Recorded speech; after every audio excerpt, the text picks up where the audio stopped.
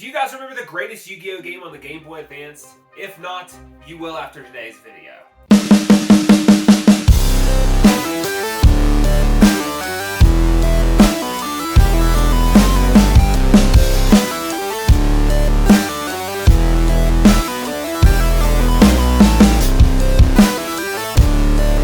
Welcome back to a brand new episode of Blockade Games, and today I'm feeling nostalgic and I want to go down memory lane and talk about one of my all-time favorite retro games on the Game Boy Advance. That game is Yu-Gi-Oh! Sacred Cards. Recently I've been putting a lot of time into Yu-Gi-Oh! Master Duels and Yu-Gi-Oh! Rush Duels for the Switch. Both games are some of my favorite pastime games to enjoy. I have been playing Yu-Gi-Oh! The card game since it was released, and I have watched every single episode of multiple anime series that have been released over the years, from Yu-Gi-Oh! All the way to Yu-Gi-Oh! 7s. The newer games for Yu-Gi-Oh! Are amazing and have the best gameplay that truly highlight the card game in a digital format. Master Duel is the true digital version of the TCG that features almost every card in the game, and Yu-Gi-Oh! Rush Duels for the Switch brings the Rush Duel game exclusive to Japan to America with a fun, whimsical story and hundreds of Rush Duel cards. If you're looking to play a modern Yu-Gi-Oh! Game, you have to go check these games out ASAP. But going back to 2003, during the Game Boy Advance era, there was a Yu-Gi-Oh! Game called Yu-Gi-Oh! Sacred Cards, which even to this day is still my favorite way to enjoy the Battle City story arc and the story of Yu-Gi-Oh! Let's be honest, it's loosely based off the Battle City story arcs. I say loosely because you do not play as Yugi, but instead as a game-exclusive character who is quote-unquote the friend of Yugi and Joey. You are still entering the Battle City tournament and trying to obtain the 6 locator cards. From there it is pretty on point, as you will face Merrick and his many ghouls as you try to stop him from bringing the world into darkness using the Egyptian god cards.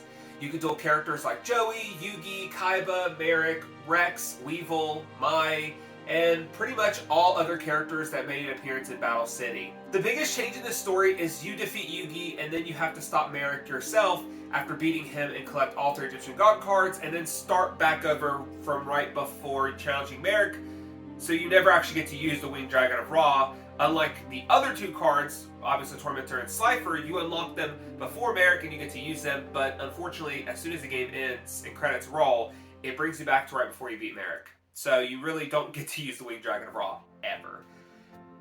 The gameplay of Yu-Gi-Oh! Sacred Cards is a more simplified version of the OCG TCG rules, as it uses the prototype game rules that were being considered when transferring the game over from the manga. The need for polymerization to Fusion Summon is not needed, and several cards have different effects completely. Jinzo is an example, as he now destroys trap cards rather than negating them. Then there are some fusion monsters that are treated as normal or effect monsters, like Flaming Swordsman, which is an effect monster in Sacred Cards. The other big change in Sacred Cards is when equipping a equip spell to a monster, the card goes to the graveyard and the monster permanently gains that attack, and that is it. You can't stop the permanent increase of the attack. There's also no fusion deck or banish zones in Yu-Gi-Oh! Sacred Cards. The duels within Sacred Cards also play very similar to the TCG and OCG, but the game mechanics have a lot of specifics, like not being able to choose when to use trap cards. If the effect criteria is met, the trap card activates immediately. So think of Mirror Force. If a monster attacks, it automatically activates Mirror Force even if you want to wait. Same with Magic Cylinder and so on and so forth. Some other changes are that the graveyard only shows the first card on the top of it, which was the most recent destroyed card. So if you use Monster Reborn, it can only Monster Reborn the top card of the graveyard. There are no flip effects, there's no phases, as you can pretty much do anything at all times during a duel. And each card can only be used once, so if you activate an effect of a monster, it cannot attack as well. Needless to say, do not go into this game expecting it to be a faithful version of the TCG, and you will have to pay attention to these new rules or you may make a few mistakes. Building a deck is also different in Yu-Gi-Oh! Sacred Cards because you unlock these more powerful cards over time by beating different duelists, but your dueling level defines what you can put in your decks, and you have a deck level that determines what cards you're eligible to use. So it's kind of like your skill levels, and the more duelists you beat, the more likely you can use these higher level cards. So far we broke down a lot of the game mechanics, which I will say going back and playing this game makes for a torturous time, as the rules are hard to get used to when you've been playing the TCG for your entire life. But what I love about Sacred Cards is the exploration of Battle City through this amazing GBA designed world that is very simplistic in design of the cards when you're in battle and doing duels. And during exploration of all the characters are these little chibi characters that I just love the way they look. I mean, you can tell what the character is. It's not the best graphics, but it's on the Game Boy Advance. What do you expect? Going back now, I love the music that plays while exploring Battle City and playing the card game. Growing up, this was the funnest way to play Yu-Gi-Oh! Outside of the physical cards. And I still remember staying up late at night, playing this game, trying to beat the characters of the anime. It was much harder than I expected, and I actually had a hard time beating Merrick the first time.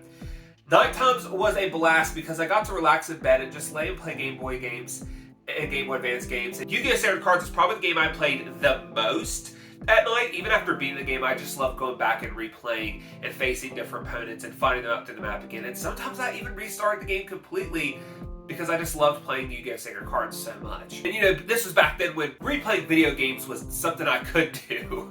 The duels were satisfying. Getting to be in the world of Yu-Gi-Oh! During Battle City was just amazing.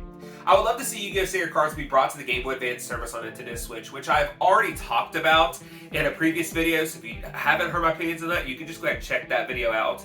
It's of my games for the Game Boy Advance and Game Boy Color that I would love to see on the Nintendo Switch. So if you want to know more about my opinions and other games I would actually love to see, you can check that video as well. But I am realistic when I say that I know it's very unlikely that those games are going to happen. I still have a copy of Sacred Cards, and I enjoy going back and replaying it ever so often, and honestly, the recent Yu-Gi-Oh! Rush games on the Switch took the exploration aspect of Sacred Cards that I loved, and I was so happy to be able to do that again.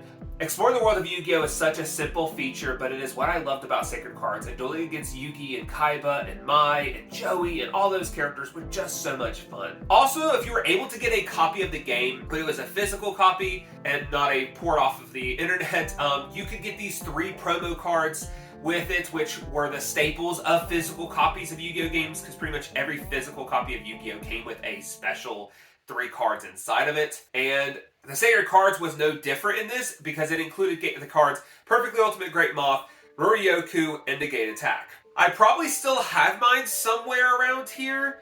I don't know where it would be at because I don't know where all my cards are, so I wouldn't even want to begin to look for them. As a kid, that was probably the biggest reason I loved getting these games, because I loved getting these cards that sometimes are not available any other way. If you can get a copy of this game, I think many Yu-Gi-Oh! Fans will have a blast and enjoy this game a lot. It is not perfect, but it is a nostalgic road trip for me every time I see gameplay or hear the music. I hope you enjoyed today's video, guys, and thank you all for going down this nostalgia road trip with me and talking about one of my favorite Yu-Gi-Oh! Games of all times.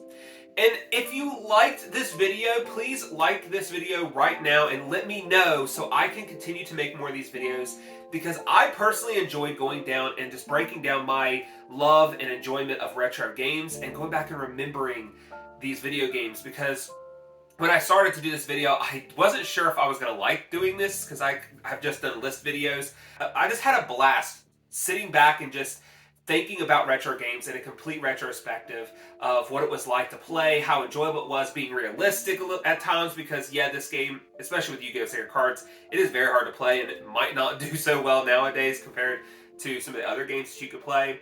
But I want to have this kind of conversations about retro games and just have a big discussion about it. So hopefully you all like this, and if you do, comment below what other games you would like for me to remember and go down memory lane with, and I will be more than happy to take some of y'all's suggestions and potentially make a video in the future. So comment below what you guys want to see, and also comment below what your favorite memories of playing Yu-Gi-Oh! Sacred Cards was. Thanks for watching today's video. Don't forget to subscribe to the channel because we do video game content every single week, and we do retro and modern games. So if you like both, you're going to get a little bit of both on this channel, because I love all video games, not just modern and not just retro. I'm a gamer all the way around. Well guys, I'll see y'all next time. I'm going to get back to playing video games because they're not going to play themselves, and I've got way too many of them to play. So I'll see y'all next time.